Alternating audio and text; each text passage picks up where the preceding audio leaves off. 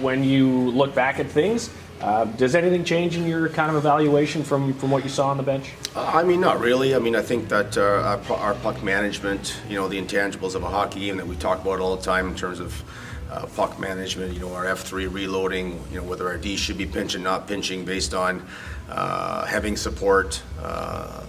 The odd man rushes are certainly something was concerning last night. You look at overall our defensive zone structure, it's good. The neutral zone's fine. And, I thought they came real heavy on the forecheck, which we anticipated. What we want to see, as a team with the forecheck being our strength, is the same type of momentum changing that they were able to create. And I thought our D did a good job of getting back quickly to pucks and trying to create that 3-on-2 low as we talk about. But overall, just too many odd man rushes with poor puck decisions, and ultimately the power play. We have 14 minutes of power play time, 2 extended 5-on-3s. Those are game changers right there that unfortunately could have got us back in the hockey game big time, and it didn't.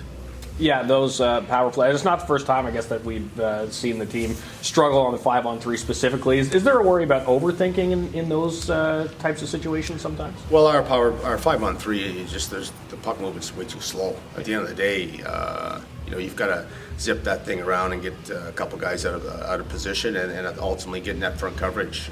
And right now it seems like Sabrin's the only guy who is willing to stand in front of the goalie, and that's why we have him on the power play, and we'll continue to use him there. But when you look at the 5-on-3, even the chances that we did have, a goalie, an all-star goalie has got an I-1-5, it's going to have to be a perfect shot to beat him, and unfortunately both 5-on-3s, the execution was tremendously poor, and ultimately I think cost us the hockey game.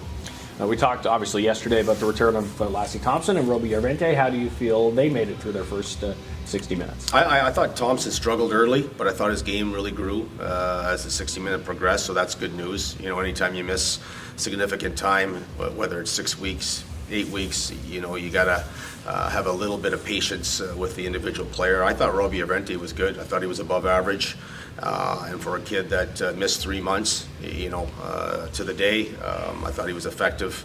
And, obviously you can see the fatigue setting in with some shift length, but overall, 5-on-5, I thought Lucchini, Soko, and Robbie Arventi was probably our most consistent line over the game, and was the line that was at least coming to me on the bench compared to the other 3.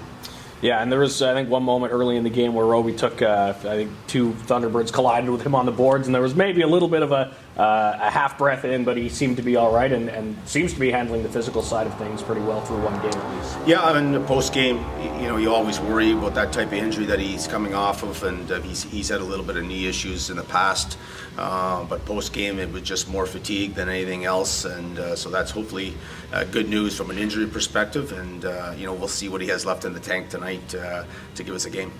Christian Rubens jumped in at the last minute after Jacob Larsson was recalled yesterday. Do you feel he was all right in a quick callback from an injury? Well, I think, he came to me yesterday morning. We were going to give him the extra day with his knee.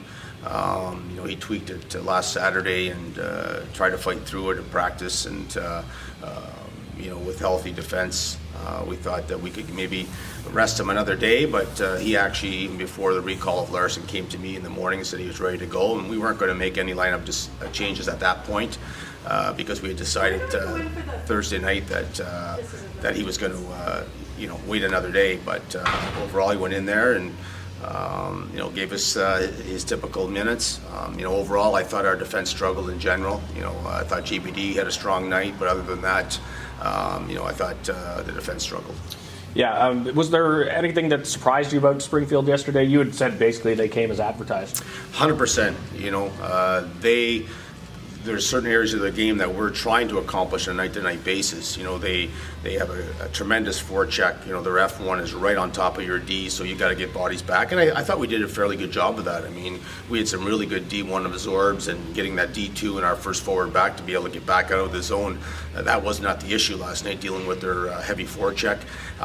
Their gap control is outstanding. And the analytics told us that. They're fourth in the league at protecting the blue line. And, I thought there was moments where we did a great job of putting putting pucks to space, and consequently had some OZP time. But there was other moments where the forwards were frustrated and trying to make plays, and that's just not how it goes. And for us as a team, the team identity is, whether you like it or not, it's a forward-checking, puck-to-space type of team. And it's funny. I talked to the Hershey coaches last week, and once their stubbornness turned around to become that type of team, they were able to win some hockey games. And I think for us, it's the same type of thing. Consistency of winning hockey games. You got to play to your identity, and that just didn't happen last night.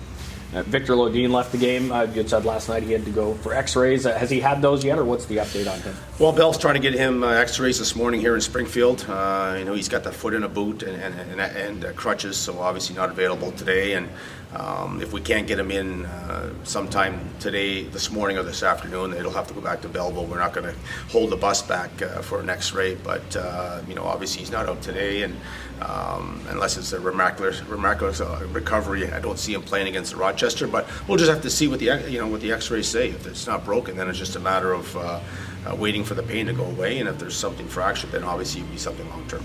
It seems like such a frustrating situation for him. He hasn't been able to string more than 5 games in a row together because of injuries or illness. Is there some sort of, mental management you need to do with a player like that who keeps kind of running into these roadblocks? Yeah, I think it's certainly frustrating from the individual's perspective and coaches. You got one of your most skilled players that just can't find a rhythm to play games, and that's tough, especially when you're a young player and you're a prospect, and you're trying to showcase yourself to get to the NHL, and it's just you're never in rhythm. Whether it's flu, COVID, you name it, Lodin's had it. So, we'll just have to see and cross our fingers that it's nothing serious and we get him back in. But again, if it's something longer term, then we'll have to make adjustments again. So with Viktor Lodin out, what's the change, and what's the plan in net today?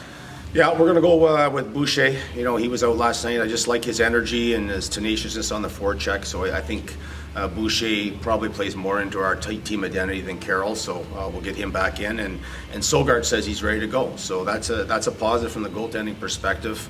We wanted to give him this week, specifically Wednesday in Laval and yesterday, to see how that injury was coming along. And I was holding my breath for next week so he could play Thursday and Saturday against Rochester. But post game last night, he had a long conversation with Petey and said he wanted to start tonight. So that's good on him. When a player comes to you and says, hey, I want to play, then it's time to get them in. If there was any hesitation, then obviously we probably would have went back to Flodell. But right now, Søgaard's going to start tonight.